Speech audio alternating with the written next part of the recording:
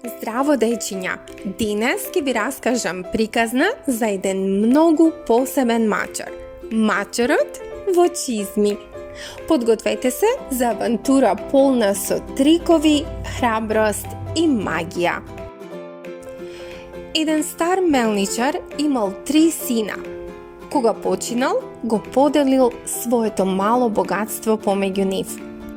На најстариот син му ја оставил мелницата, на средниот магарето, а најмладиот син добил само еден мачар. Што ќе правам со овој мачар? Прашал најмладиот брат. Но мачарот не бил обичен. Не грижи се, млад господаро, рекол мачарот. Само набави ми чизми и јас ќе ти помогнам. Момчето му купило чизми на мачарот. Облечен во своите нови чизми, мачарот тргнал во шумата. Таму фатил голем зајак и му го однел на кралот. Ваше величество, рекол мачарот, ова е подарок од мојот господар, Маркиз од Карабас. Кралот бил импресиониран, а мачарот продолжил и понатаму да му носи подароци во име на својот господар. Мачарот имал план. Еден ден му рекол на својот господар: Господару, оди во реката и преправај се дека се давиш. Кога кралот и принцезата поминувале покрај реката, мачарот викал: Помош, помош, маркизот од Карабас се дави.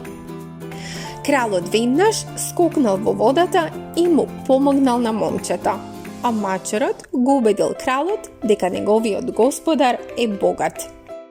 За да го докаже богатството на маркизот од Карабас, мачарот морал да го победи злобниот џин кој живеел во замокот. Мачарот му отишол на џинот и рекол: Слушнав дека можеш да се претвориш во било што. Можеш ли да се претвориш во лав? Џинот веднаш се претворил во лав. Импресивно, рекол мачарот. А можеш ли да се претвориш во мало глувче? Џинот се претворил во глувче, а мачарот веднаш го иза. Кога џинот веќе беше изеден, мачарот му го зел замокот и тој го представил овој замок на кралот како дом на својот господар. Кралот бил воодушевен и му ја дал раката на својата ќерка за жена. А мачарот во чизми станал херој, а маркизот од Карабас и принцезата живееле среќно до крајот на животот. И така, дечиња, паметниот мачар покажа дека храброста и мудроста секогаш победуваат. Дали ви се допадна оваа приказна? Кликнете лайк и претплатете се за повеќе приказни. Довидување до следната авантура.